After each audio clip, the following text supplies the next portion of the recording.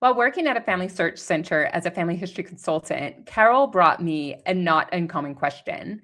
After printing out cards using Ordnance Ready, she noticed a man seemed to have two wives with nearly the same name. Now, at some point, we need to talk about Ordnance Ready, but I'm glad this situation brought her to me with her question. After a few clicks reading her profiles, I knew we were in for a genealogy gardening session that would need more than simple pruning shears. Join me today as we walk through why your first question when you see something odd shouldn't be, how do I fix this? The first question should be, what is true and what happened?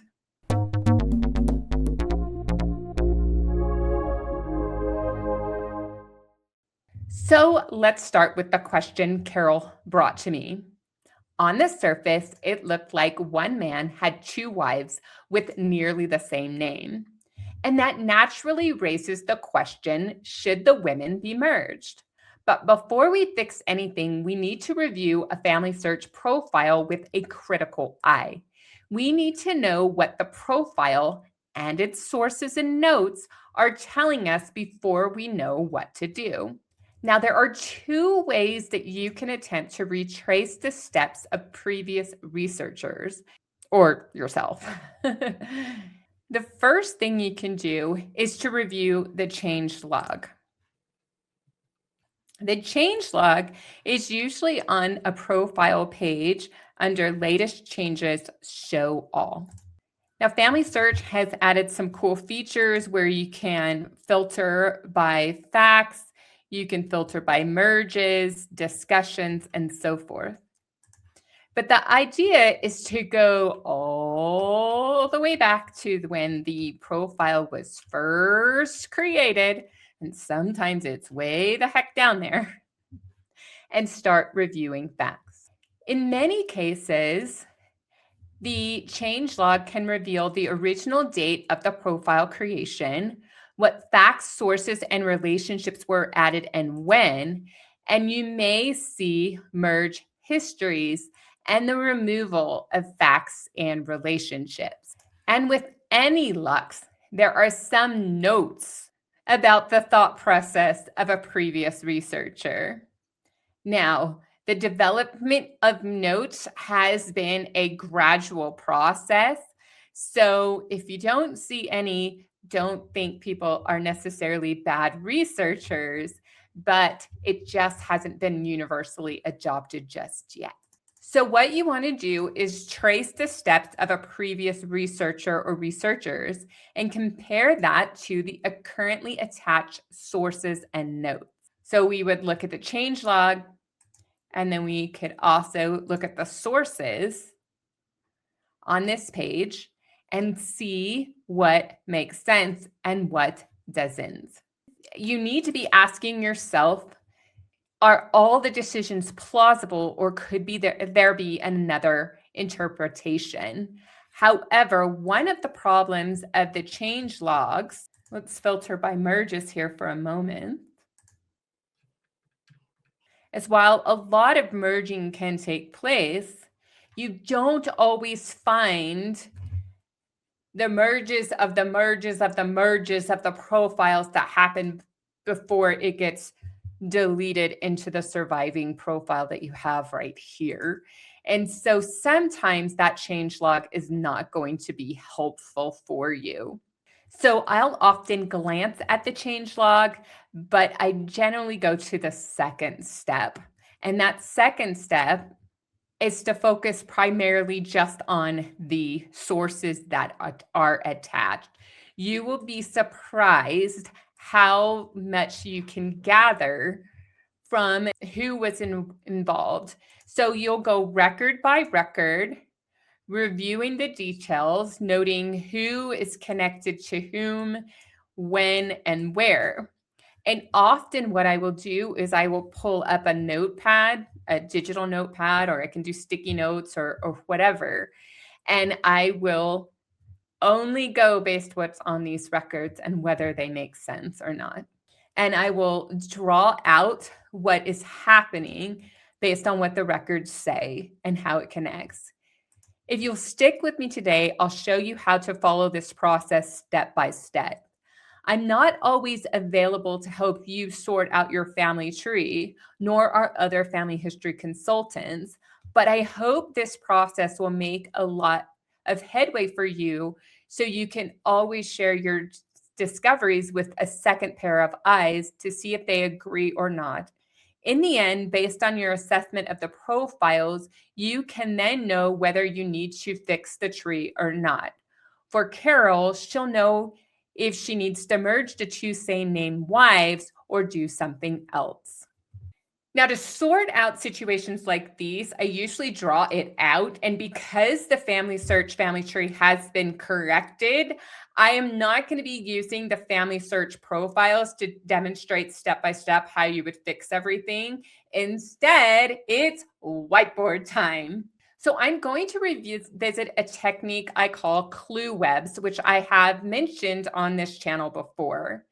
Clue webs lets us see things that are easy to miss when you keep reviewing text. So I'm going to draw shapes, use connecting items, and build a web of connected details one fact at a time. My first web are based on what Carol saw in the family tree. One man with two wives with nearly the same name. That is a starting point.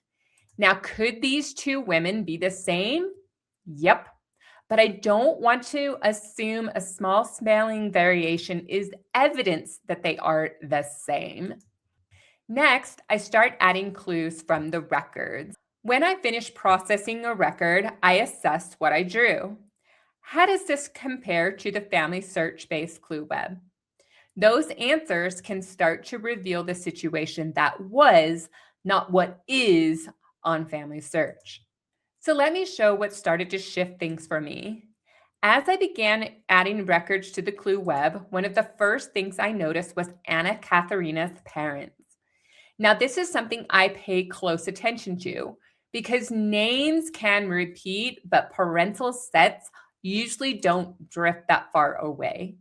And in this case, I was seeing records for one woman with known parents and another with unknown parents. We may need to make allowances for spelling differences or even incorrect names on some records, but christening and marriage records are usually pretty reliable for parental names. Usually. If they conflict, we need other records to explain why. Next, I noticed that Anna Katharina's are connected to different husbands. Anna Catherine with no parents was married to Johannes Sigmund Schrank, and Anna Catherine Keefe with parents was married to the original Johannes Georg Fürdeling that Carol had brought to me. So now our thinking shifts. What if these are the same woman with two different spouses, and one set of records just happens to include her parents? That's a reasonable possibility. So yes, we could merge the two Anna Katharinas and connect both to the two different husbands. But the question is not could we? The question is, what do the records support? So we have to keep going. At this point, I want to slow down and look at the dates. Anna Katharina, with no parents, married to Johannes Schrank, was born in 1832. Anna Katharina, with the parents, married to the original Johannes Georg, she was born in 1821. So the marriage data isn't completely resolving this issue for me. The location is the same. The marriage dates are 11 years apart. This could be evidence of a second marriage, but the timeline alone doesn't resolve my question. So now I'm going to layer in the children. Record by record, I go child by child to figure out who is the child of whom. And in actuality, this was very easy because we had Anna Katharina, Marie Magdalene, Johann Peter, and Johann George, all with a variation of the Fürdeling last name, which would mean that he's likely going with the first couple you see here. And then for the Schrank children, Johann Jacob, Marguerite, Marie Magdalene, and Peter, all of them had the name of that second husband for Anna Katharina. So that made it relatively easy to sort them out. But we also looked at their records associated with them to confirm that assumption. So what do we actually know? We have two men. Each is married to a woman named Anna Katharina Keefe, or close variation. What we do not know is whether these two women are the same woman. Yes, there are repeating names among the children, but that's not conclusive. Names repeat all the time in the same place and the same time, even within extended families and even across generations. So we can't use that alone to combine these families. So what should Carol do at this point? Well, one thing is clear. She should not merge the two Anna Katharinas into one woman connected to all 8 children and a single husband. That would be making an assumption that the records just don't support. In the first round, we're going to have Johann Schrank to be restored because he was merged into Johannes Ferdeling. Her Schrank children need to be attached to the correct husband, and any Schrank children connected to Anna Katharina Keefe and Johannes Ferdeling need to be detached and reassigned. And as we do this, we do not just fix relationships. We must also explain why.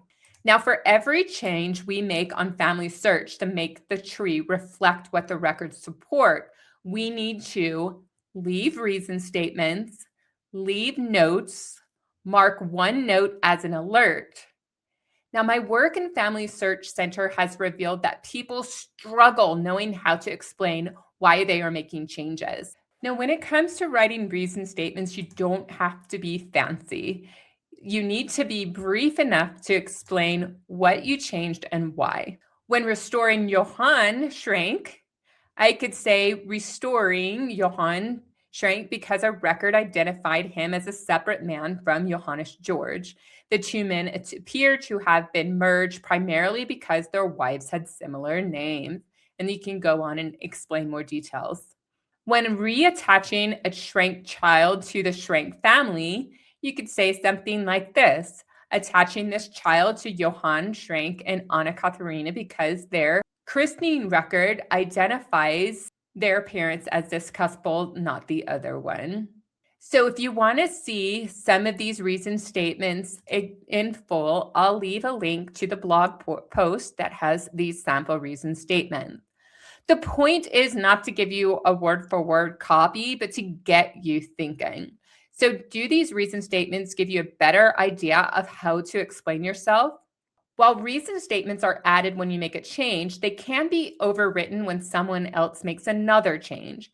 However, notes explain the bigger picture, they can be lengthier, and they often don't get overwritten. They can be, but it's a little bit harder. Here's an example of a general note Carol could leave on this relevant profile. These profiles were reviewed because one man appeared to have 2 wives with the same name. After reviewing the attached marriage and family records, it appears that Johann Schrank and Johannes George are 2 different men who were incorrectly merged, and then it goes on from there. Now, with notes, you can be more thorough than reason statements, so take advantage of the extra length. If you do run out of space, it might be time to upload a document into the memories file that explains your decisions. If you struggle to write a note or a reason statement, then explain your situation to an AI tool and let it help you get started. For full disclosure, that's what I did with this research note. So from this point forward, there's no reason you can't take time to write something helpful. Now let's talk about alerts. This is when one note really needs to stand out while the others are working on the tree. Alerts are marked in the collaboration tab, and you can only choose one. So use it for your strongest caution, but keep your tone respectful. So here is an example of alert. 2 Anna Katharina Keith women. Caution, do not merge these women without reviewing the attached marriage and family records. Current evidence supports 2 separate families, and I go on. To create a strong, respectful alert, give the next researcher the problem, the caution, the basic conclusion, and the reason to stop before clicking. Now, let me know in the comments if this has happened to you. You fixed the relationships, everything looked good, and then a hint pops up or a possible duplicate, and suddenly the system is trying to combine the same people all over again. So what do you do? If FamilySearch suggests duplicates for either Anna Katharinas or the 2 men, take a moment to review them carefully. If the suggested duplicate belongs to the other family group, mark it as not a match and drop your reason statement or notes here. Once again, by doing so, you're telling FamilySearch these are not the same person, and you help prevent future confusion. Repeat this process for record hints. Sometimes a hint that belongs to one Anna will appear on the other profile. If you attach that record without thinking, you can start the whole problem over again. So once again, mark it as not a match, include your reason statements, or reference your notes. Make sure sources match the relationships. Now that you've separated the families, take one more pass through the sources. Make sure Feuderling records are attached to the Feuderling family and the Schrank records are attached to the Schrank family. And if something was attached incorrectly before, detach it and leave a short reason statement and attach it to the right people. Now, after reviewing all the sources, drawing things out, and making conclusions, some questions remain unanswered. That's okay, because that's genealogy for you. Give yourself permission to leave something unresolved. If there's a child you're not sure about who the parents are, it's okay to leave that question open. I do recommend leaving a note about the research question and explaining what you're seeing, and then perhaps another researcher can resolve this for you. Or perhaps years from now, you'll be able to resolve the issue. But everyone needs a place to start with unresolved questions, so notes are the best place to leave your thought process. So let's go back to Carol's original question. She came in wondering if 2 wives with nearly the same man should be merged. And after walking through the records, drawing out the clue webs, comparing the details, and evaluating what fits, the answer wasn't to merge the women. The answer was to separate the men. This is why I want you to slow down when something looks odd in the family tree. Follow these steps. Draw it out, compare the details, analyze what fits, evaluate what doesn't, and make your best supported conclusion. And then document your thinking before you fix anything. If you run into complicated situations in your family tree, let me know what they are in the comments. Until the next time, when in doubt, draw it out.